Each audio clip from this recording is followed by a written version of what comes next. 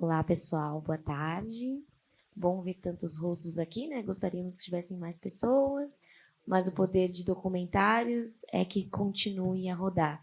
Então, muito bom estar aqui hoje. Nossa pauta de hoje, nessa 13ª mostra Ecofalante, desse específico debate, é sobre os defensores ambientais. Como vocês podem ver, a gente acompanhou 3 histórias emocionantes, nos quais, eu não sei vocês, mas eu acabei me emocionando, no qual também um deles ganharam o prêmio Goldman em 2015. Além também da nossa prestigiosa mesa, tem outro também ganhador. Antes de começar a apresentar os nossos debatedores, eu gostaria de me apresentar. Eu sou a Gabriela Alves, sou ativista ambiental, como dizem, mas eu sou formada em Ciências Sociais pela Unifesp, me especializei em Urbanismo Social pela INSPER. Porém, além do currículo formal, eu sou filha dos Gerson e filha da Cláudia. Nasci e cresci minha vida toda na periferia de São Paulo, aqui em São Paulo mesmo, na Brasilândia e também no Jaraguá, não sei se todos conhecem. São 2 territórios complexos, com várias ausências, com várias questões, mas também com várias riquezas, assim como diversas periferias e favelas que a gente conhece. Ao decorrer da fala, eu vou trazendo alguns insights. Temos alguns dados que eu trouxe aqui sobre a questão de defensores olhando o Brasil, porém eu queria apresentar a mesa, né, essa mesa tão bonita e repleta, começando aqui para quem está do meu lado, o diretor, o Will Parinello, não sei se eu falei certo, foi? Ele é documentarista. Thank you. Parinello, Parinello. Thank you. in italiano. Ah, tá bom, falei espanhol. É um documentarista premiado, atuante há mais de 35 anos. Ele sua filmografia inclui Mustang, Jornada de Transformação. Tem uma longa jornada de filmes que eu acho que vale muito a pena a gente olhar com calma. E a gente acabou de prestigiar o mais novo documentário, algo emocionante, que nós vamos tratar aqui hoje. Ao lado dele tem a Maiana Maia, que é uma moça também debatedora. Ela é assessora do Núcleo de Políticas Alternativas da FASE, compõe o colegiado político da Rede Brasileira de Justiça Ambiental.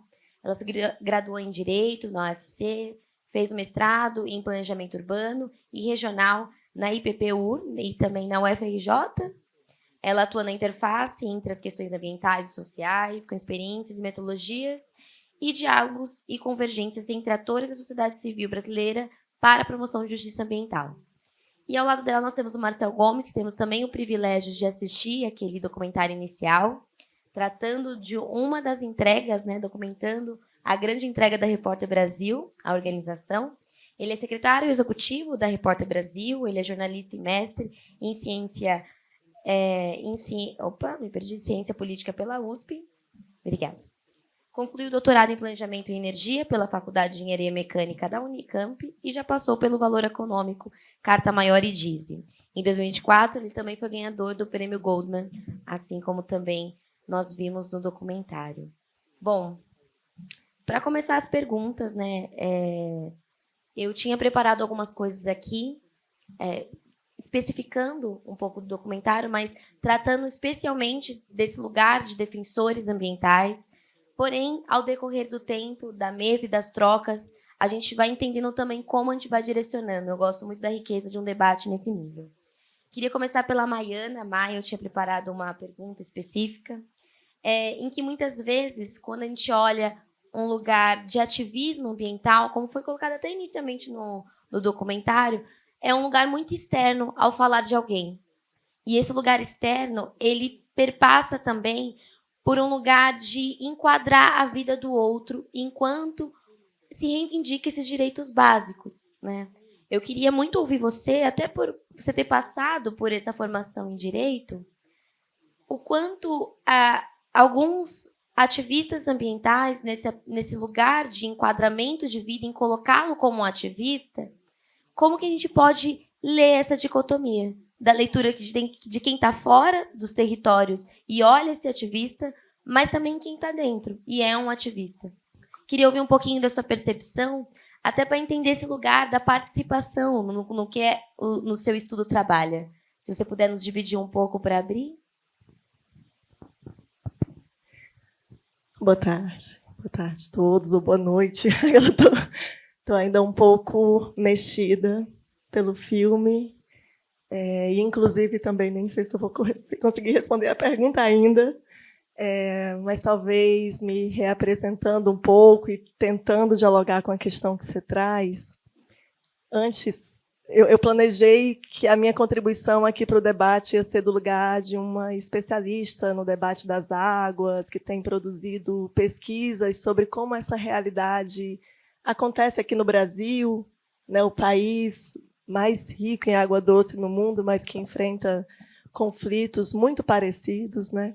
O país adentro, trouxe dados sobre as outorgas de água, enfim, uma série de questões que podem ser importantes da gente trazer na roda, mas antes eu queria trazer a emoção mesmo, assim, porque eu sou filha e neta de agricultoras sem terra e sem água no sertão cearense, é de lá que eu venho, né?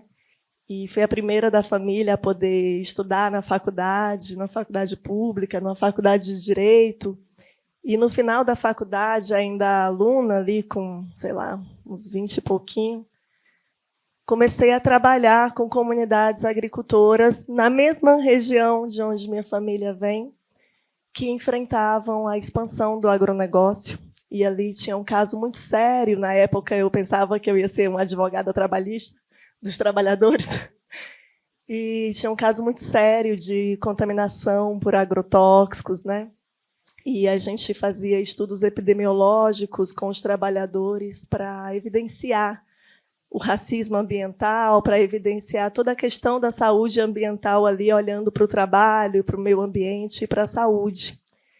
E, nesse contexto, inclusive, eu já produzi 3 vídeos sobre águas e eu achava que eu só tinha produzido 2. E assistir o vídeo hoje me lembrou do primeiro vídeo que eu produzi sobre a defesa das águas, que foi na comunidade do Tomé, nesse sertão, com os alunos de uma escolinha que queriam produzir um material para trabalhar durante as aulas de meio ambiente, porque o único material que eles tinham na escola eram cartilhas da Monsanto, que explicavam para eles que a semente vinha do laboratório e que o agronegócio produzia água.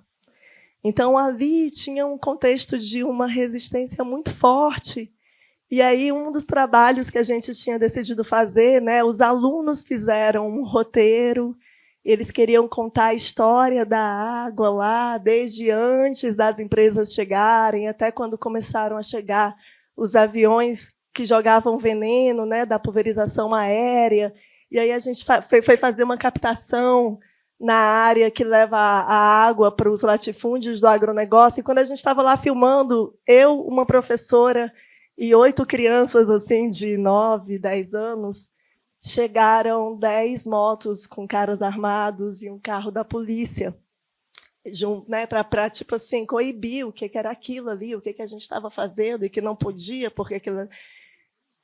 o vídeo acabou sendo feito, assim, as crianças, né, apesar ali do susto e de todo o processo depois que a gente, né, cuidou ali para que aquele trauma pudesse ser elaborado, né, mas aquilo ali indignou eles, enfim. E ali foi o primeiro território onde eu acompanhei 3 velórios, né, e um dos quais foi o Zé Maria do Tomé, que foi executado com mais de 20 tiros. Uma semana antes, ele tinha conseguido, junto nesse processo de resistência comunitária, né, com toda a denúncia. Nessa época, a gente já tinha comprovado que a água que as crianças bebiam na escola estava com 15 tipos de venenos diferentes, assim. E aí ele foi executado logo depois da gente ter conseguido aprovar uma lei que proibia a pulverização aérea de venenos.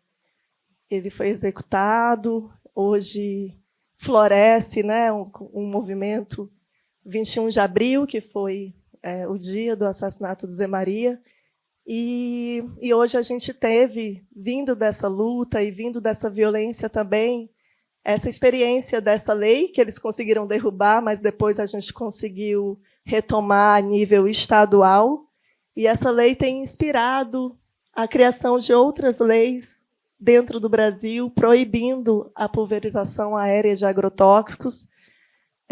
Tentaram dizer que essa lei era inconstitucional e até agora não conseguiram, né? E muitas outras, né? Assim, a gente conseguiu, de lá dessa luta, denunciar, fazer uma denúncia pública, e eu lembro assim, que foi resultado de uma pesquisa, eu, estudantezinha de Direito, lá na Secretaria de Fazenda, para tentar entender os impostos, né, que eram pagos ali pelos agrotóxicos, e aí a gente foi descobrindo que, na verdade, os agrotóxicos eram isentos de pagar impostos, e aí todo um processo de articulação, aí eu não sei se eu estou dialogando com a sua pergunta, né, mas desde experiências ali que vão de um lugar desse encontro entre o que cada um consegue fazer e o que cada um vai fazendo na medida em que se encontra, né, numa comunidade, da comunidade com uma universidade, na comunidade com a universidade, com atores, né, de movimentos sociais e organizações da sociedade civil, enfim, né, essa rede que vai se formando, vai conseguindo mover algumas dessas estruturas muito violentas, né, e conseguindo aí, entre perdas muito duras, mas conseguindo também alcançar conquistas em nome do bem comum, né? Conquistas em nome do interesse público e dos valores que movem cada uma dessas pessoas que estão conectadas assim, né? Nessa grande rede de luta contra o racismo ambiental, de luta por direitos, né? E aí, bom, realmente nem consigo me lembrar direito da sua pergunta, porque eu vinha muito nessa emoção de assistir o filme, lembrar do Zé Maria e depois lembrar do Oeste Baiano, né? Não sei se vocês sabem, mas aqui no Brasil a gente tem uma experiência emblemática de resistência em defesa das águas, né? Onde comunidades tradicionais de fundo e fecho de pasto no Cerrado brasileiro quebraram, assim, eles viam o rio secando, né, por conta da expansão do agronegócio, e foram lá e quebraram as bombas, e saiu no Jornal Nacional a notícia dos terroristas, né, e a gente, na ansiedade da retaliação que aconteceria, porque essa é a história da violência, né, cada limite vem com a retaliação pior, mas que, naquele caso, depois que o Jornal Nacional apresentou os grandes terroristas lá de Correntina, que quebraram, né, ameaçaram ali a propriedade privada, e tudo isso com um lema muito bonito, né, que era ninguém vai morrer de sede nas margens do rio Arrojado, ninguém vai morrer de sede nas margens de rio nenhum, né, porque era essa a experiência que eles estavam vivendo, né, quando ligava as bombas lá, o rio literalmente secava. E até hoje a gente conseguiu, nesse caso, por exemplo, que foi um caso muito emblemático, que ninguém fosse perseguido, mas porque houve uma experiência de conexão muito valiosa. E aí é interessante a gente estar fazendo esse festival aqui em São Paulo, porque quando denunciaram os terroristas, a população urbana da região inteira ocupou as ruas para dizer que eles não eram terroristas, eles eram os defensores do rio. E esse processo de repercussão, né, acabou protegendo um pouco para que não houvesse ali uma retaliação. Então, enfim, assim, eu queria trazer mais e mais exemplos, né, de como esses conflitos e essas resistências vão acontecendo ao redor do país, né, para dialogar um pouco com essas experiências que o Will traz para a gente, né, da nossa Latinoamérica. E dizer que a gente, assim, eu trouxe, não vai dar para distribuir para todo mundo, mas aquela experiência que ele mostrou em El Salvador, né, de uma construção de um país livre de mineração, a gente esteve envolvidos em rede na construção do intercâmbio dessa experiência com vários movimentos sociais aqui no Brasil, e hoje existe essa agenda no Brasil de territórios livres de mineração, né, muitos deles na agenda da defesa das águas. E aqui é uma cartilha que conta alguns casos aqui no Brasil que conseguiram impedir o avanço da mineração em nome da proteção das águas, né? Tem um caso, por exemplo, na Serra do Brigadeiro, que os agricultores mapearam as nascentes, o caminho das águas, e conseguiram defender que ali era um patrimônio hídrico, era uma região de economia natural, né, ligada ali ao aproveitamento daquele ecossistema, então ali não podia ter mineração. Tem um caso lá no Ceará, que até hoje a gente está conseguindo barrar uma mineração de urânio também, em nome da defesa das águas, enfim. Então, eu queria muito agradecer toda a emoção que esse vídeo traz para a gente sobre essas histórias e que nos ensina um pouco a força dessas lutas, apesar das dores que elas fazem um pouco a gente carregar na memória. Desculpa se eu... Não, imagina. Isso nos traz muito uma parte do filme no qual se falou que a luta também é um choro, né? Eu acho que isso nos motiva também. Eu tendo a falar, quando eu me apresento, a dizer que eu sou ativista ambiental, mas não é por uma escolha, sabe? Existe um lugar de vivência que vem dessa inconformidade e até mesmo nos atentar. Eu sou uma pessoa afro-indígena, me descrevendo um pouco, e o repertório de onde nós viemos, o repertório dos nossos recursos naturais e o quanto eles, até mesmo a escassez, a inconformidade de você viver onde pouco se tem e o que se tem é muito ameaçado. E esse lugar nos comove, assim, esse lugar que o choro faz parte, é muito importante, assim como a gente viu a fala do Alberto no filme. Até dialogando um pouco nisso e resgatando uma parte que me fez pensar muito numa linha narrativa de dois dos três defensores no documentário, na perspectiva de transição energética, o que se diz uma sustentabilidade e que muitas vezes vem num discurso que se diz ambientalmente e socialmente responsável, mas a gente sabe que isso tem alguns asteriscos embaixo, observações, que não é bem assim que acontece. Eu estive há quase 6 anos trabalhando no setor elétrico brasileiro e eu observei de perto o quanto conservador e o quanto isso é muito negociável, ainda mais quando a gente fala dessa matriz limpa. E eu queria até trazer um pouco do Marcel, que ele perpassou um pouco aí nessa formação um pouco mais técnica, e vendo esse resgate, né, que ele fez de rastrear os bois, né, o quanto isso foi significativo. Eu queria ouvir um pouco você dessa experiência de transição energética, até transição justa, um pouco mais abrangente, que perpassa, sim, a alimentação e também acaba cruzando com os defensores ambientais, porque acaba criando uma dissonância. Eu acho que você pode trazer muito melhor isso. Então, se puder dividir com a gente. Tá. O filme do Will, ele traz 3 histórias, né, em países diferentes. Claro, cada um deles tem a sua peculiaridade, né? São países que estão na América Latina, mas que tiveram histórias diferentes de construção e de conflitos, né? Mas, ao mesmo tempo, também tem muitas similaridades entre aquelas histórias. Não é por causa de outra razão que o Will escolheu colocar as 3 no mesmo filme, né? E eu acho que, assim, se a gente tentar sair um pouco do filme e olhar por que isso está acontecendo, né? E por que esse tipo de conflito sobre a água ele foi impulsionado nos últimos anos, existe uma contradição interessante, né? Que tem a ver com as mudanças climáticas e a transição energética, né? Então, as mudanças climáticas, né, os problemas trazidos pelo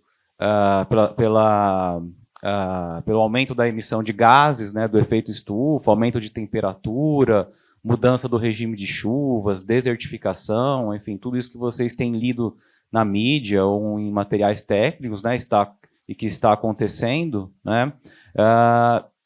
Mas, para enfrentar isso, né, lideranças políticas, econômicas têm apresentado uma agenda, né?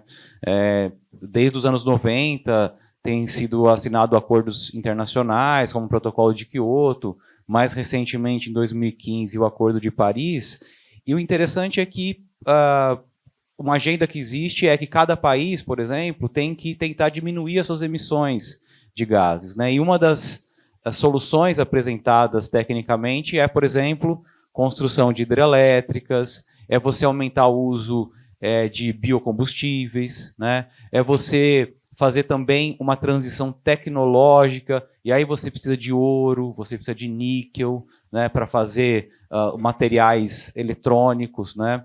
Então, isso eu acho interessante, que, por um lado, você precisa realmente de uma agenda para combater as mudanças climáticas, mas, ao mesmo tempo, essa agenda, né, e aqui no Brasil a gente também tem vários exemplos, ela está estimulando uma série de conflitos em diversos países, inclusive aqui, né, em conexão com a disponibilidade de água, né, a contaminação ou o uso desses recursos, né? Então, e por que isso acontece, né? A meu ver, e o filme do Will mostra isso, né? O modelo de implantação dessa agenda, ela é feita em cima de uma gramática das grandes corporações, né? Então, você precisa construir grandes projetos, né, que sejam que financeiramente sejam lucrativos para grandes empresas. Você busca financiamento internacional. Muitas vezes você depende, né, porque são grandes projetos de licenciamentos, né? Então, existe nos países o que a gente chama de captura corporativa, né? Do Estado, do Parlamento, da Justiça, né? Que precisam trazer as autorizações, né, para que essas grandes obras aconteçam.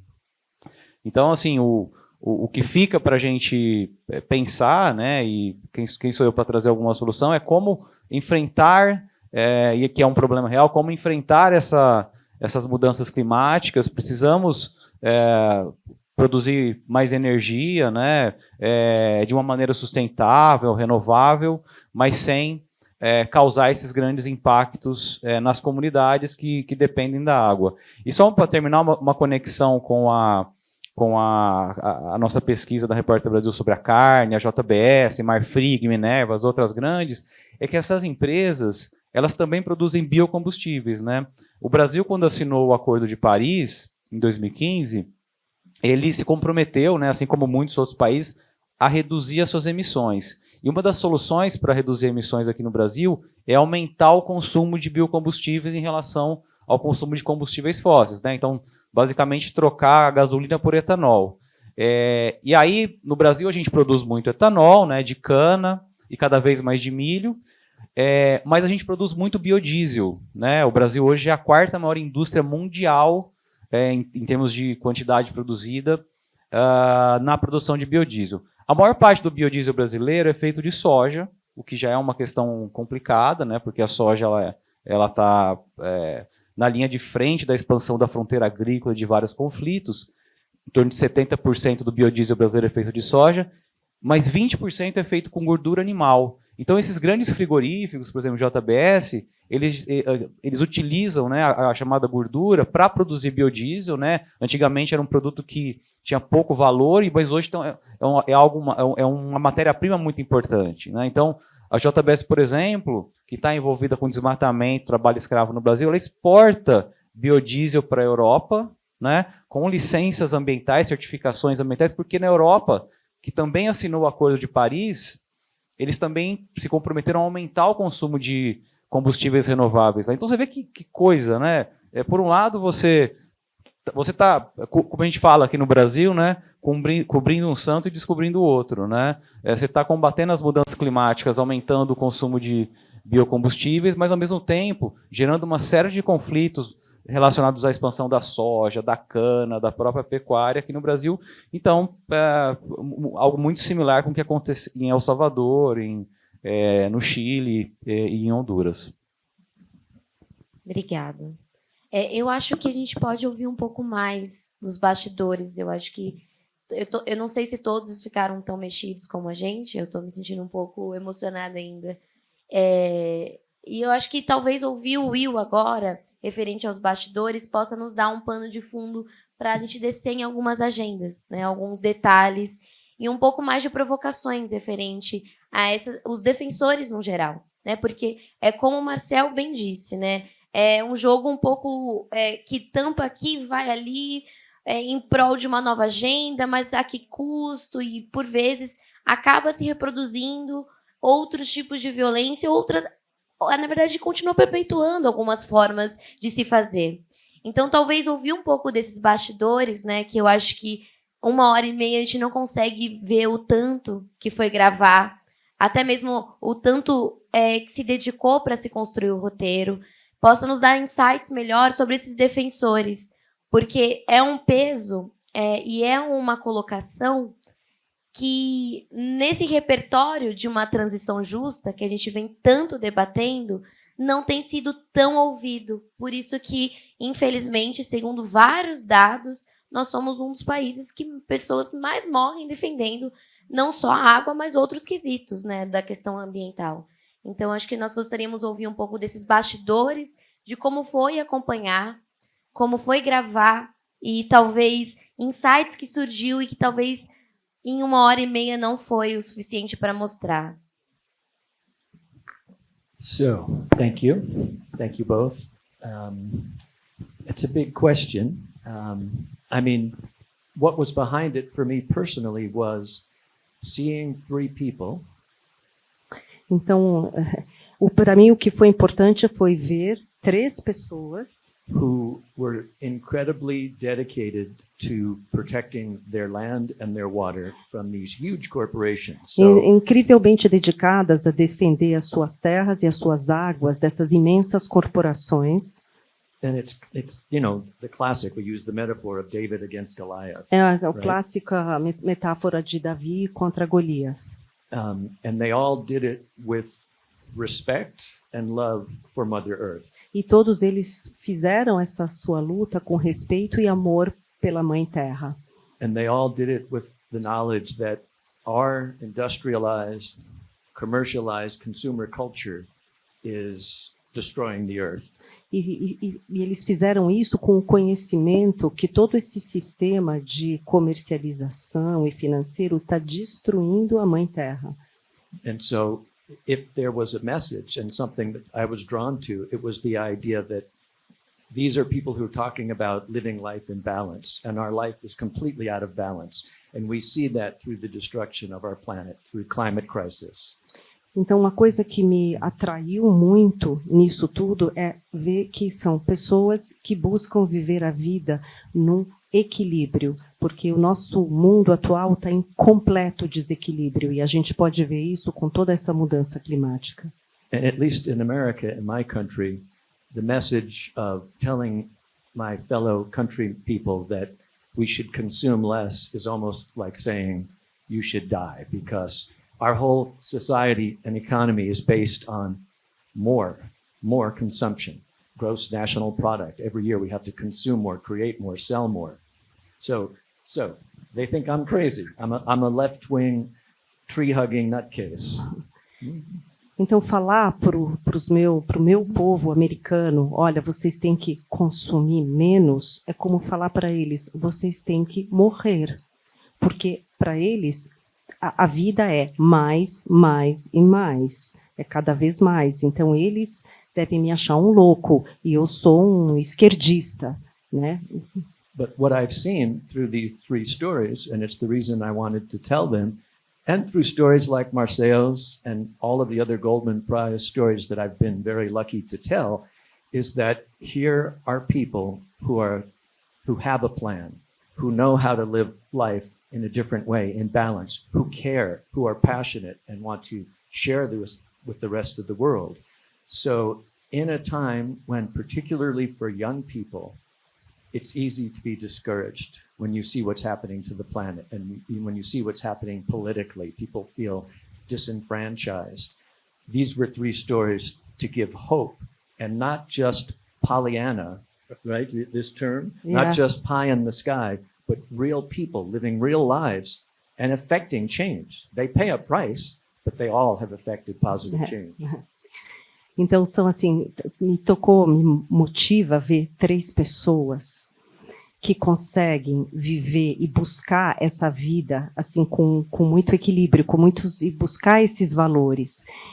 E principalmente para os jovens que se sentem tão desencorajados pelos problemas ambientais, pelos problemas políticos, perceber que é possível fazer mudanças e fazer elas acontecerem, e não só, sabe, pensar, como ele fala, dessa forma otimista, polianamente falando, né?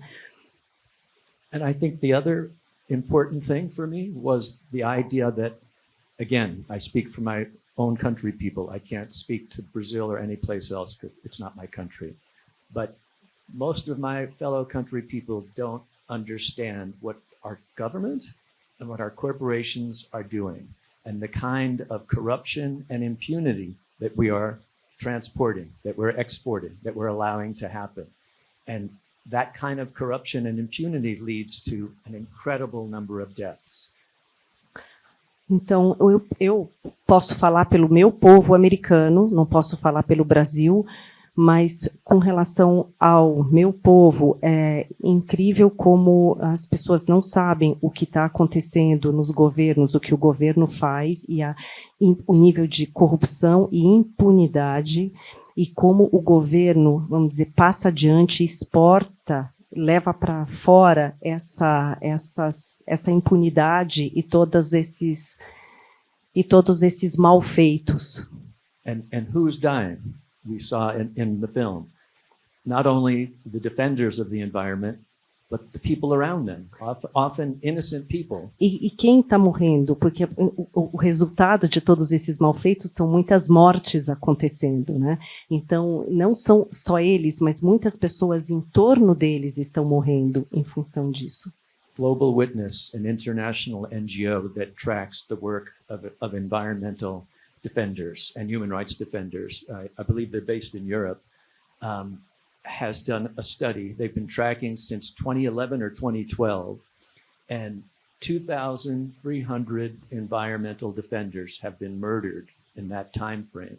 And so it was important to get that message out, to show this is what's happening in our name. We invest in these companies. This is our government. We have a say. We're allowing it to happen. We need to stand up and say, basta. Não me basta mais.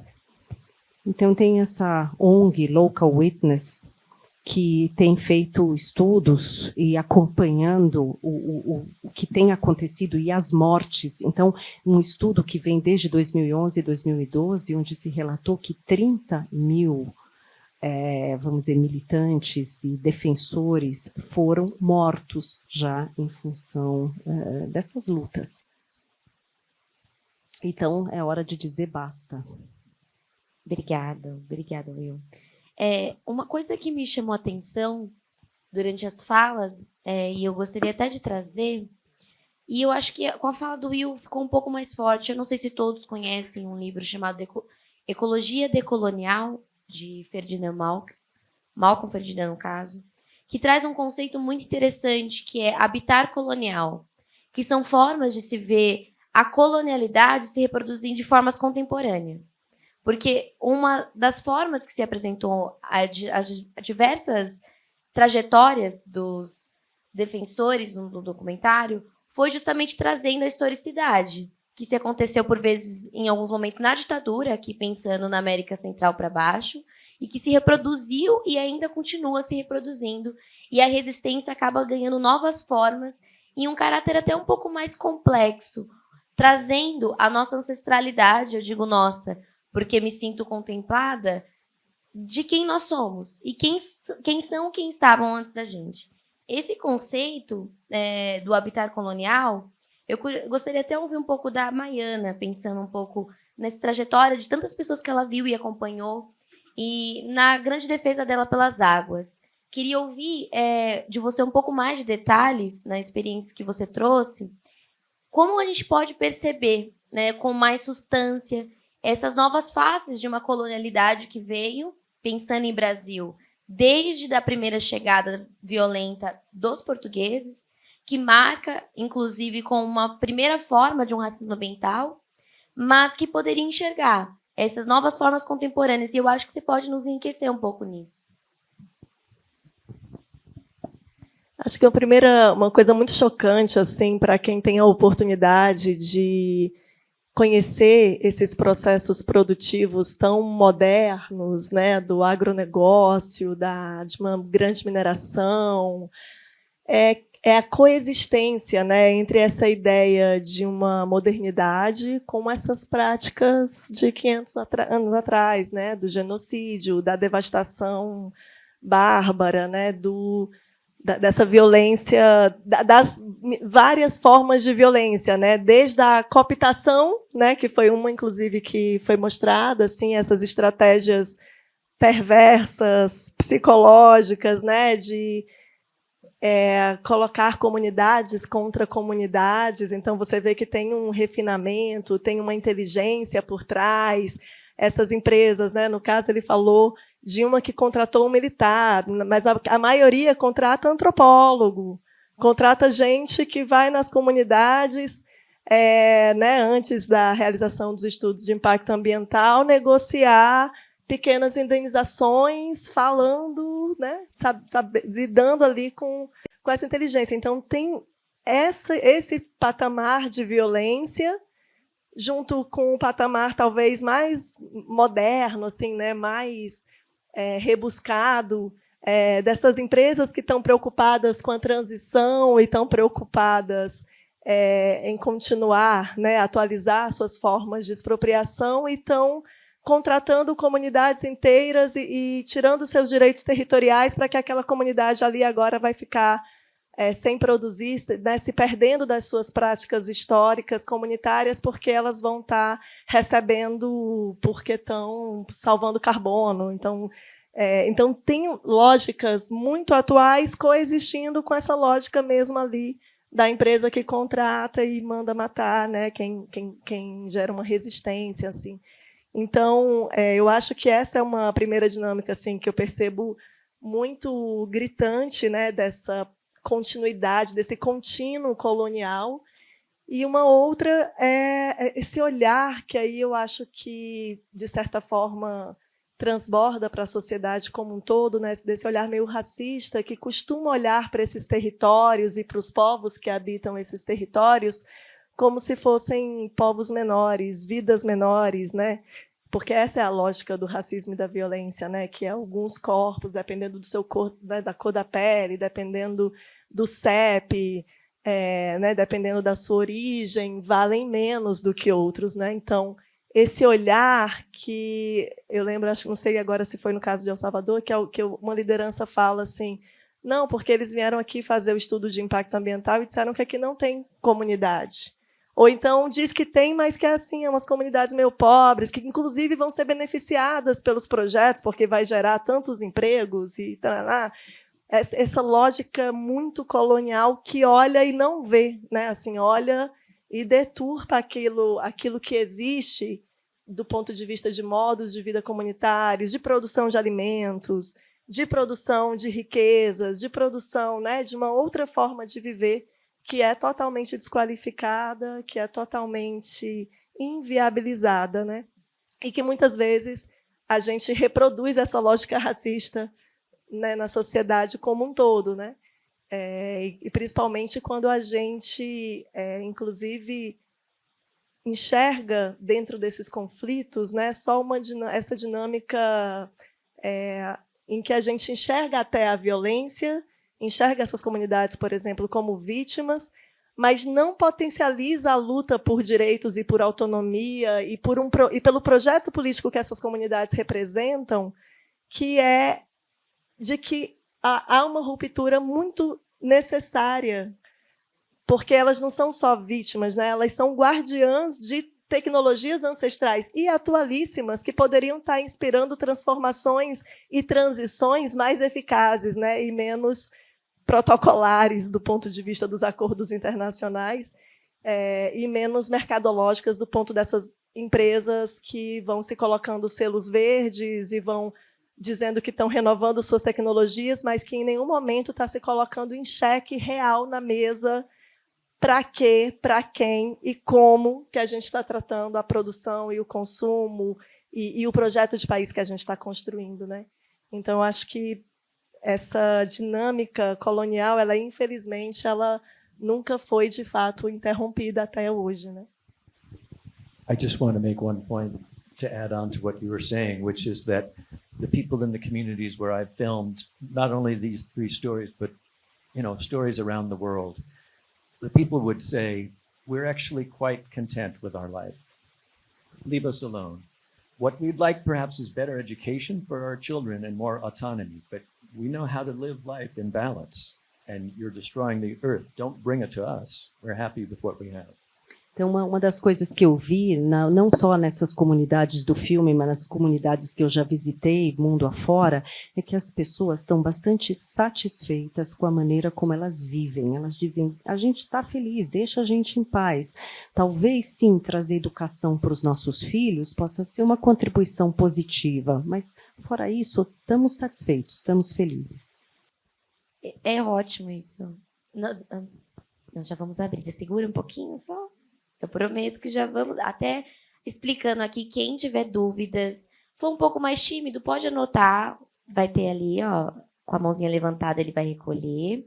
Mas, se você quiser também, no final da nossa rodada a gente vai abrir para contribuições, dúvidas específicas. Afinal, aqui é um debate que a gente quer contribuir e trocar com vocês. Eu acho que nessa sala temos muita coisa a trocar, muito conhecimento que a gente pode enriquecer o debate.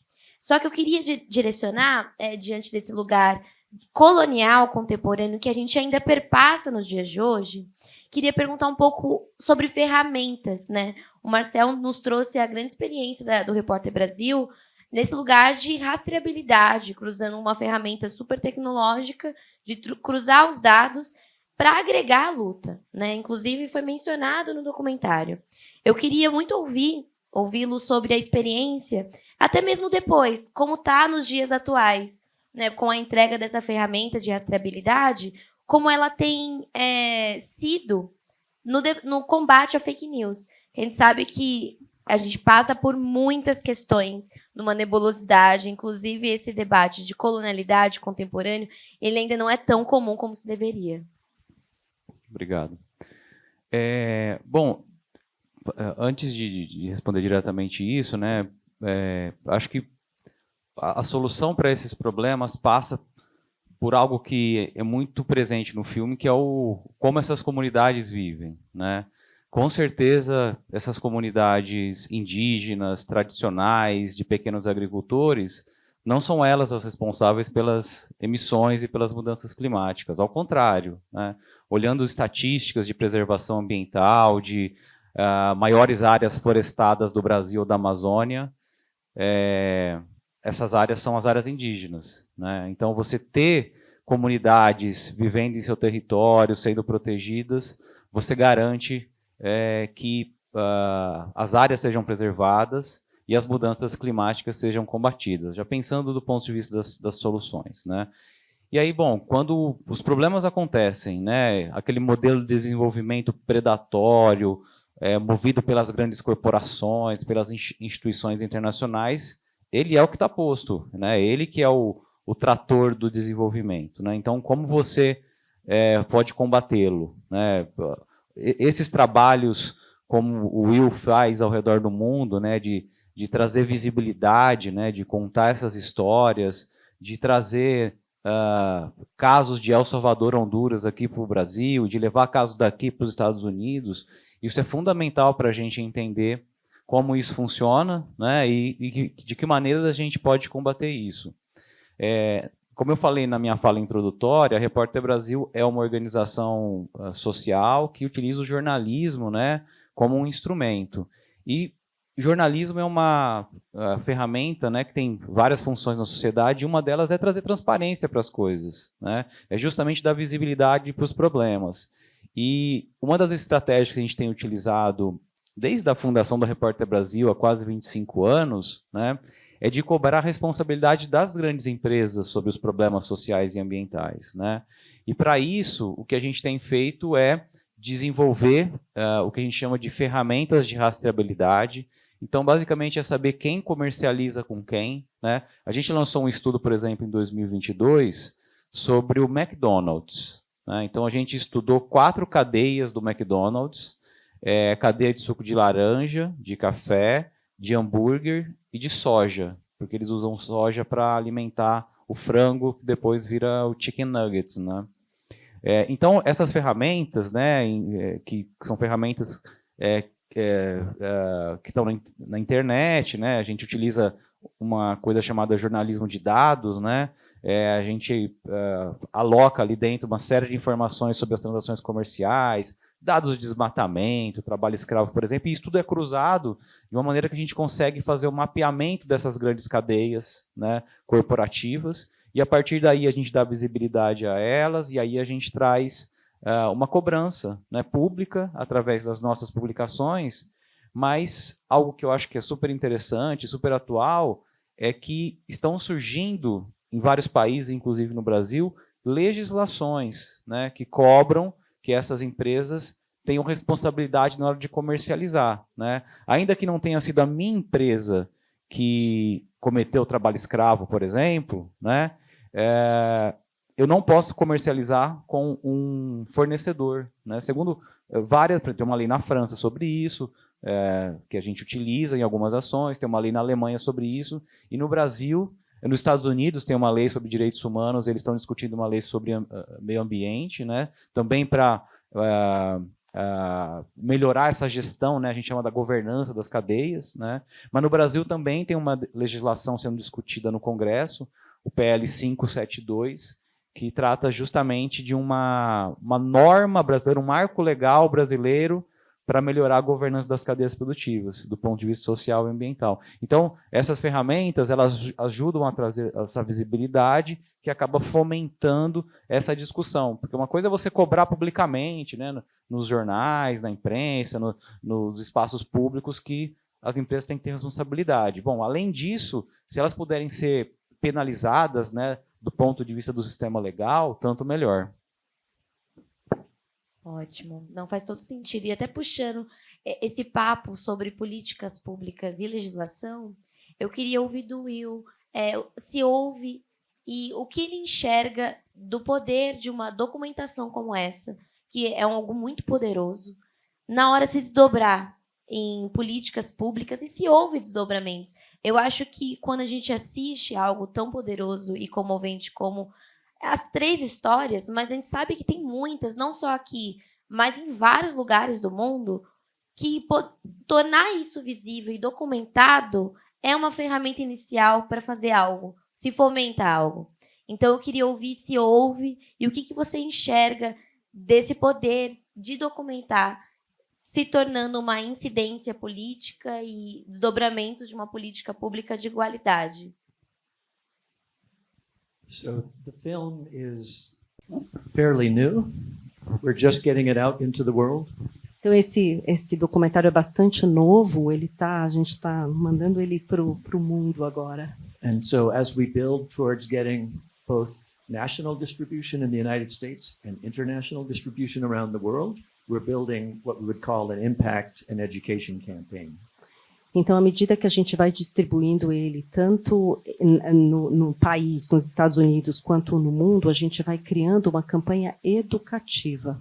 And so we are very honored and thrilled that we have a partnership with Amnesty International. Então, estamos muito honrados e assim, entusiasmados que a gente vai ter uma parceria com a Anistia Internacional and the Robert F. Kennedy Center for Human Rights. e o Robert F. Kennedy Center para Direitos Humanos. And so, with their support, we're creating dialogue with the film.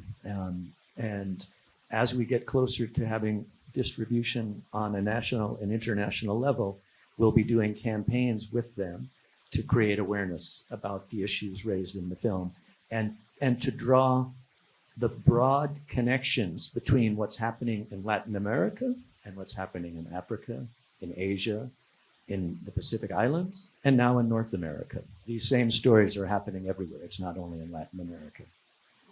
Então, com essas parcerias, a gente então vai ter esse apoio para fazer essa distribuição, tanto nos Estados Unidos quanto pelo mundo, e começar a criar as conexões desses acontecimentos com a América Latina, com a África, com a Ásia, com os vários eu acho que é importante falar Todo o mundo. No mundo todo. So until we finish, I won't know what impact we have. But with those partners and with our passion for the stories and our commitment to the protagonists in the stories that we're going to help create change, we will, create change through education. The film acts as a catalyst. Então, esse filme ele funciona como um catalisador e a gente pretende criar, até que termine, eu não sei o impacto que vai causar, mas a ideia é que ele traga consciência, conscientize as pessoas e vá criando um impacto. Essa é a ideia dessa construção, de criar essa educação pelo mundo afora. Bom, eu acho que agora vamos abrir, né? Depois a gente pode retomar um pouco. Não sei se alguém tem uma contribuição. Temos a primeira aqui. Prazer. Gostei muito do filme. E eu tenho uma realidade na cabeça. O Brasil tem duas plataformas que são fundamentais para a humanidade. A Amazônia, que é o pulmão do mundo, o cérebro do mundo, onde se encontra as plantas e a bioenergia que vai trazer a cura de muitas doenças hoje incuráveis, estão todas ali na Amazônia. E tem a outra plataforma, que é a alimentação. Com as mudanças climáticas, os Estados Unidos, a Europa, a Ásia, vão perder muito do poder de agricultura, de alimentos. E o único país do planeta que vai ter condições de alimentar o planeta é o Brasil. Pela força tecnológica, pela natureza, porque temos a Antártica a 4.000 quilômetros do sul. E temos a Amazônia em cima. Então o clima aqui vai ser afetado, mas não tanto como os Estados Unidos, Europa e Ásia. Nos próximos anos vai ser um drama com essas mudanças climáticas. E a Amazônia tem um papel extraordinário daqui para frente. E essas pequenas comunidades indígenas, que são praticamente governança dessas regiões naturais, elas precisam ser realmente preservadas e defendidas. O exemplo do El Salvador, Honduras e Chile mostra a importância do movimento das populações ribeirinhas para manter a qualidade e a integridade natural. É isso que eu gostaria de acrescentar. Muito obrigado e parabéns pelo filme. Thank you. I mean, I think the people in the film would want the audience, I know the people in the film, the protagonists, would want the audience to know we all need to stand up for what matters. We all need to respect the earth, and we all need to consume less. And if there's a battle, if there's something that you think is unjust, you need to stand up and you need to fight for it, because there is no more, as Berta says, wake up humanity, there is no more time. So that's an important message. Então, o que eu acho que todos os protagonistas do filme gostariam, me desculpe, mas eles gostariam de dizer que, enfim, que vocês têm que defender essas causas e lutar por essas causas. E como disse a Berta, e que nós temos que defender as causas que são importantes para nós. Se nós achamos que tem alguma causa importante, levanta e luta por ela. Como disse a Berta, não temos mais tempo a perder. We have the power, right? We're made to think we don't have the power, but we have the power through our votes, and we have the power through through our credit card, to not buy products from corporations who are doing things that we don't approve of. Então, nós temos o poder através do nosso voto e do nosso cartão de crédito, de não comprar coisas de corporações que estão fazendo as coisas erradas. Temos duas perguntas, vou fazer logo pegar as duas perguntas. Bom, boa tarde, boa noite. Primeiro, parabéns, né, ao curta, ao filme e às atuações de Maiane e Gabriela. Minha pergunta, a colocação, vai um pouco mais para a Maiana, talvez. Que todos os casos que vocês colocaram, até na fala de vocês duas, tem muito a ver com o conceito de justiça ambiental, que vem lá dos anos 80, Estados Unidos e tal. E eu queria que você tratasse um pouquinho, Maiana, do conceito de justiça ambiental e da sua atuação na Rede Brasileira de Justiça Ambiental, que está no Brasil desde 2000, 2001, por ali, né? É um movimento que eu não ouço tanto falar quanto alguns outros, e ele está enraizado aqui no Brasil, veio por outras fontes, mas surgiu aqui, está aqui, mas não se ouve tanto. Então, falar um pouquinho da Rede Brasileira de Justiça Ambiental, que tem muito a ver com tudo que foi falado por vocês.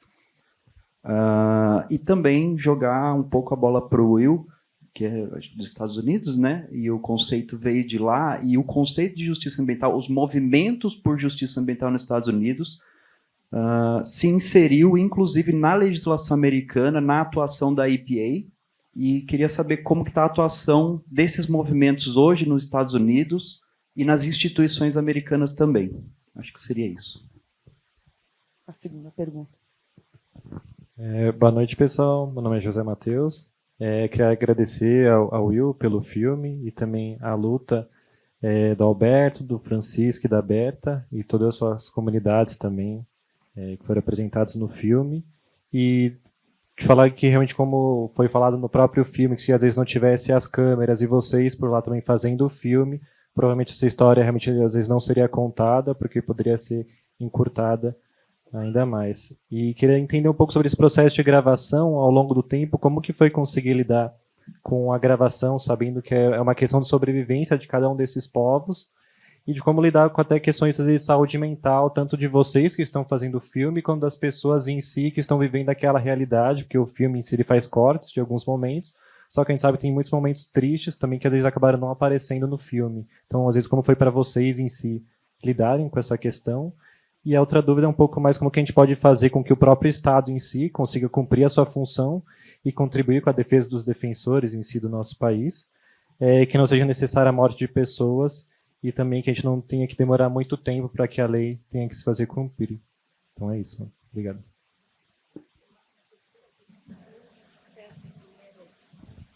Olá, boa noite. Eu me chamo Paula, acho importante apresentar. Gostaria de agradecer a exposição de todos, o filme maravilhoso também, os ambos filmes, né? A minha dúvida, na verdade, vai mais ligada às mídias tradicionais e o como elas fazem não chegar a quem realmente importa. Todas essas notícias que a gente tem relacionadas ao meio ambiente, quem realmente faz isso e o como que a gente pode, de repente, como civis, conhecer um pouco mais, né? Acho que a Repórter Brasil agora é uma das empresas uma das instituições que eu vou acompanhar para conhecer melhor. Acho que vocês fazem até um papel de advocacy, né? Não é somente uma questão informativa, mas sugestões de vocês de onde a gente consegue acompanhar, seja pelo Instagram, ou como fazer também com que as mídias tradicionais, que é o que de fato chega na casa de todo mundo, passem a tratar desses assuntos também. Obrigada.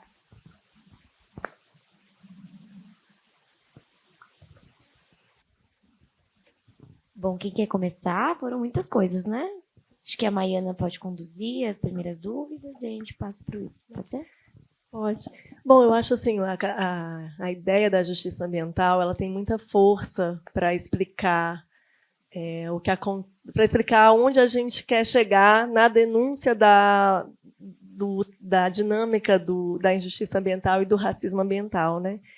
Lá nos Estados Unidos, e também eu acho muito importante, gente, porque assim, a gente está falando aqui, né, todo mundo muito parecido, apesar de estar falando coisas diferentes, de ter lugares de atuação diferentes, mas você vê que tem um alinhamento político, né, no sentido da crítica, da transformação, mas não necessariamente o debate ambiental é transformador, né? Existe uma forma de se apropriar da questão ambiental muito conservadora, muito individualista, e as águas, de novo, são um grande exemplo disso, né? Quando no Brasil, em São Paulo, em qualquer grande centro urbano, né, vai se multiplicando os casos de crise hídrica, como que a mídia trata essa questão, né? Qual é a solução dada pelo Estado, né? É a da individualização, vamos lá fazer racionamentos, inclusive racistas, periféricos, onde que cada um vai ter que pensar o seu tanto de banho d'água, enfim.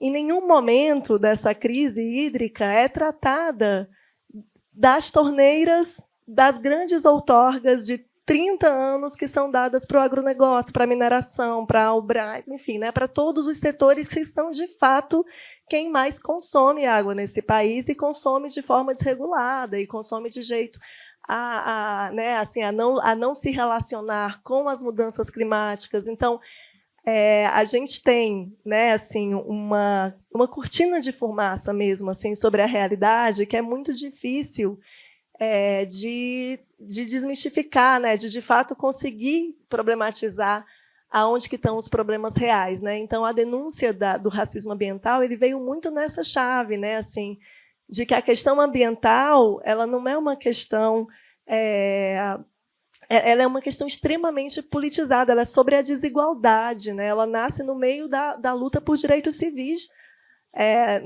nos Estados Unidos, porque foi quando as comunidades negras enxergaram que a distribuição de lixos tóxicos era sobre comunidades negras. Né? Assim, não é à toa. Né? Não é à toa. Eu falo assim que a gente pode descobrir uma jazida de diamantes. Não vai ter extração, né?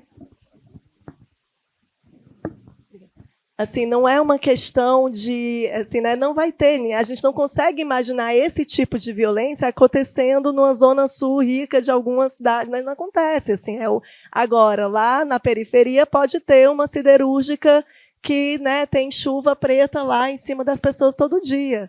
Então, a denúncia, né, da injustiça e do racismo ambiental, ela evidencia que o modelo de desenvolvimento, né, que ele tem sempre uma produção desigual entre quem se beneficia e quem arca com as consequências dele, né?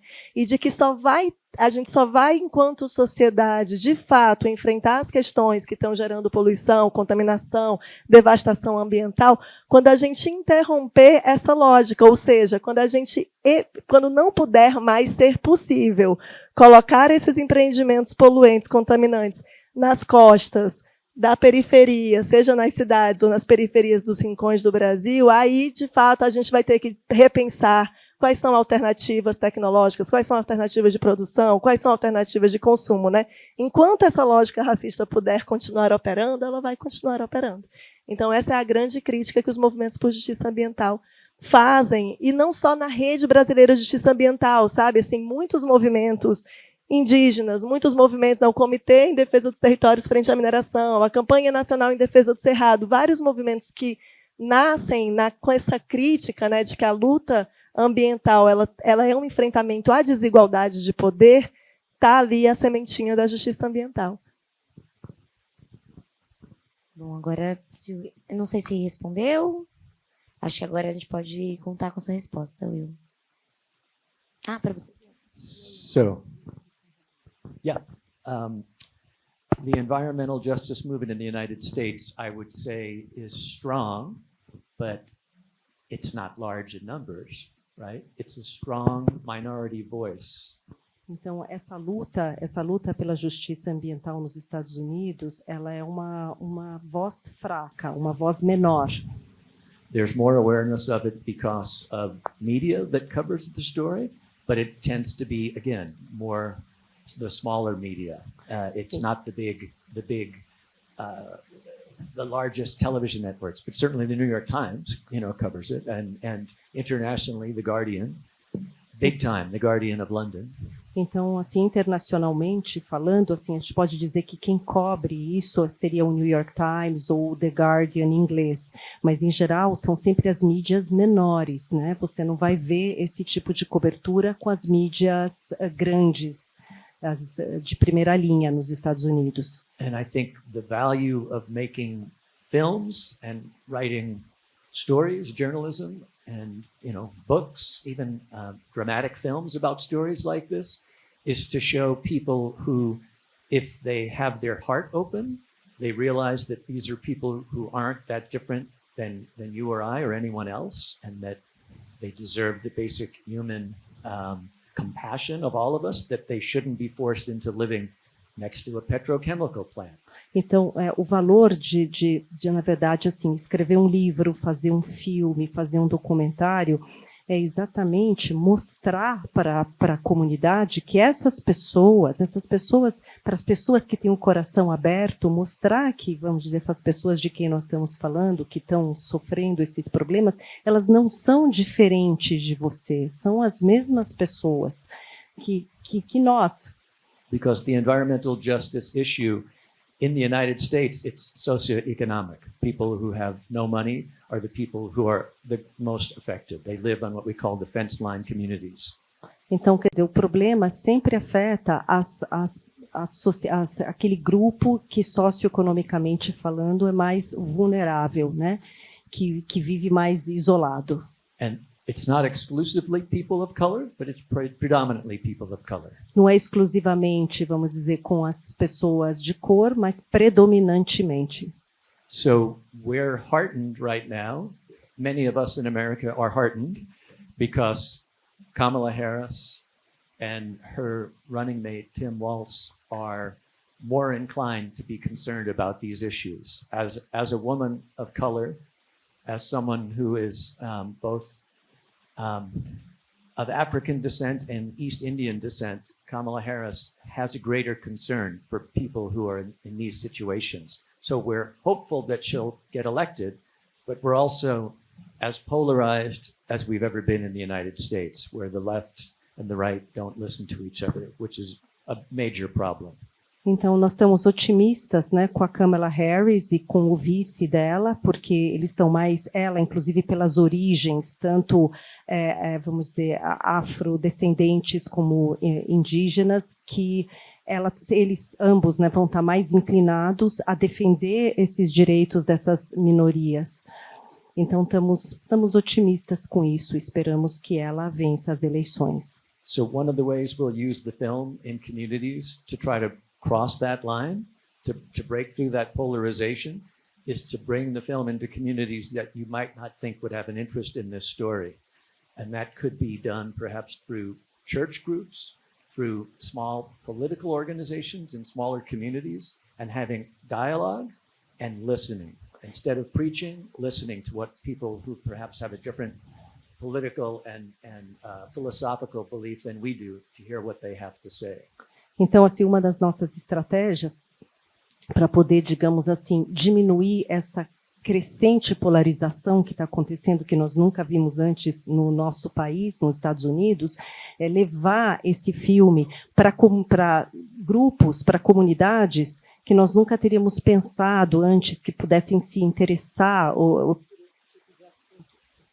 por esse tipo de assunto. Então, talvez, por exemplo, comunidades como as igrejas, algum tipo de, vamos dizer, escolas, onde se pode conscientizar essas pessoas para esses problemas que estão acontecendo, estabelecendo um diálogo. Because if we succeed in getting people to see the film and stories like this on simply a human level, they can't deny the humanity and the lack of humanity, and they can't help but feel something. But that's the challenge, is to be able to get to that audience and be able to talk to them directly. Porque o grande desafio é chegar nesse tipo de plateia, nesse tipo de público, porque uma vez que as pessoas vejam esses filmes, elas não conseguem negar vamos dizer, a falta de humanidade, né? Elas vão sentir, isso vai tocá-las. Então, o grande desafio é chegar nessas pessoas. So, to answer this gentleman's question, it has been traumatic at times making the film. I mean, Berta being assassinated was incredibly traumatic. I personally went into clinical depression for a number of months, for 6 months. Então, respondendo a sua pergunta, né, sobre saúde mental, realmente é muito difícil para nós em determinados momentos, e eu, pessoalmente, depois do assassinato da Berta, eu passei por uma depressão clínica, eu fiquei 6 meses profundamente deprimido. We literally didn't think it was possible that they would get to her, because she was so smart, so aware, so strategic, but they had spies, they had operatives in the community. And when you have a community where people might be earning $300 a year and you pay them $5,000, they start to become operatives for the other side. Então, eu nunca imaginamos que eles fossem chegar a ela, porque ela era uma pessoa tão estratégica, tão esperta, tão inteligente. Mas existem espiões na comunidade. Quando você tem uma comunidade com pessoas ganhando $300 por ano, vai alguém e paga $5.000, é fácil você conseguir alguém que... But in that instance, Berta's daughters gave us strength and said, what do you mean? We questioned if our work had impact. And they asked us if we were crazy. They said, of course your work has impact. You need to keep doing this. You have to tell this story. You have to get it out there. Então, no nosso caso, a filha da Berta foi uma coisa que nos deu muita força, porque ela falava para a gente assim, como vocês estão loucos, vocês não vão continuar? Olha o impacto que isso causou. Claro que causou muito impacto o trabalho de vocês. And they led us by example as well as by words. The example was they found a human rights attorney in the United States in Berkeley, California, near San Francisco, where I live. Então, assim, ela lidera pelo exemplo, porque ela encontrou um advogado em Berkeley, na Califórnia, o estado onde eu moro, para julgar, para ir investigar o caso. And they put together an international team that investigated the murder. And without that, there's no way that the 8 men who have been convicted and incarcerated would have ever been brought to justice. And now they're going after the kingpin because there's someone who comes from a very powerful family who actually funded all of this. And they're not going to stop until they have complete justice. So, então, eles reuniram assim, um time da pesada, um time sem o qual eles não teriam conseguido punir pessoas tão poderosas, e eles ainda estão indo atrás do grande cabeça de toda essa armação. And with the other 2 stories, with Francisco and Ana Pineda and their daughters, and with Alberto Cudamil and Belen and Ana, and Isabel, I would say that our relationship is more familial, more like family members in a way, because Berta died 1 year after we began filming her story. So we knew her very closely for a very short period of time, but with the others, we're really more like a part of their family. Então, assim, com a Berta, nós conhecíamos há menos tempo.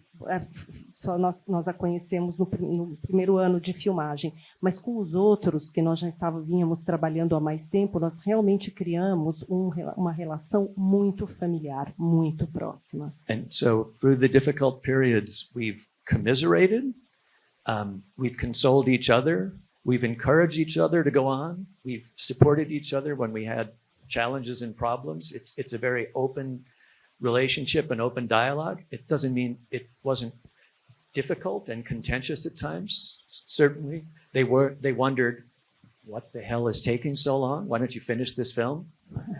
Então, assim, todo esse período foi um período de muito apoio mútuo, onde assim houve, assim, a gente às vezes se consolava ou encorajava um ao outro. Então tinham assim muitas trocas, mas eles às vezes se perguntavam, enfim, foi um período difícil, teve muitos desafios, e às vezes eles perguntavam, nossa, mas por que está demorando tanto tempo para acabar esse filme? But because we built trust, and we had transparent, open relationships in describing what we were doing and the challenges that we face, primarily with funding a film like this. Então nós construímos confiança, nós realmente estabelecemos uma confiança muito grande e uma transparência muito grande, né, que facilitou muito o desenvolvimento do trabalho. Everyone was impatiently being patient with us. Então todos estavam impacientemente sendo pacientes conosco. And understanding. E compreendendo, e muito compreensivos. And I think for all of us who dedicated our lives to making the film for 12 years, and we didn't work on it full time. We had to do other jobs to earn a living while we were doing this. Então, assim, foram 12 anos para fazer o filme, mas claro que nós não fazíamos somente isso, nós fazíamos em paralelo outros trabalhos. I think the greatest satisfaction is that the people who are in the film said, we got it right. The story is accurate and correct, and we appreciate and respect what you did, and we're not sure how many times we can watch it because it's painful.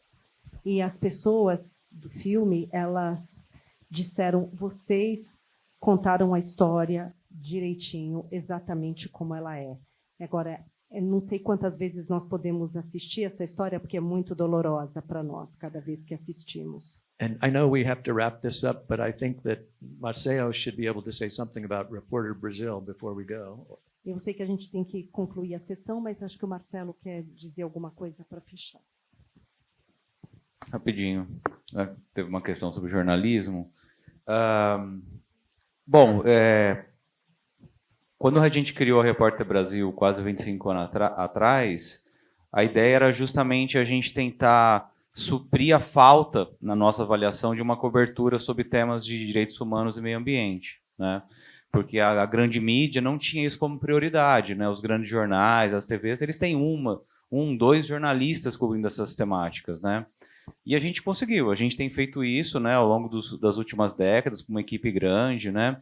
E nesse período, o mundo da comunicação mudou muito, né? Com a chegada das Big Techs, as grandes empresas jornalísticas reduziram seu quadro de jornalistas. Então, se antes talvez cobrir meio ambiente era algo assim, que eles não achavam importante do ponto de vista ideológico, hoje, além disso, eles também não têm tantos recursos mais. Então, você não vai ver uma grande cobertura ambiental na Globo, na Folha, na revista Veja, né? Como é que você consegue acesso a esses materiais hoje? Existem várias organizações independentes, né, que têm feito isso. Aqui em São Paulo, por exemplo, além da própria Repórter Brasil, que tem uma cobertura de jornalismo grande nesses temas, você tem o Joio e o Trigo, você tem a Agência Pública, que são organizações que estão há mais de 10 anos produzindo esse tipo de conteúdo. Além disso, as próprias ONGs ambientais, elas têm criado seus núcleos de jornalismo para produzir conteúdo, também nessa linha de aumentar a oferta de produção jornalística sobre esses temas. Então, se você acessar o Greenpeace, se você acessar, o Will mencionou Global Witness, essas ONGs têm contratado jornalistas, montado redações próprias e produzido jornalismo de boa qualidade. Então, eu recomendo você buscar esses veículos alternativos e também essas organizações ambientalistas. Bom, gente, eu acho que a gente queria continuar, mas já chamaram a minha atenção. E a gente acabou se empolgando. Eu queria agradecer imensamente todo mundo que estava aqui, principalmente a essa mesa, por todas as contribuições, histórias. Eu acho que a gente entendeu aqui que o tema não é só importante, mas ele precisa ser levado para além dessa sala. Queria agradecer imensamente a amostra. Eu queria reforçar que na segunda-feira, dia 12, às 8h30, a gente vai ter outro debate. Vocês podem acompanhar tudo por o site, também tem nas redes sociais. Mas às 8h30, na segunda, a gente tem sobre IA e o mundo de trabalho. Por fim, queria agradecer novamente. Eu queria aplausos para essa mesa bonita. Obrigada.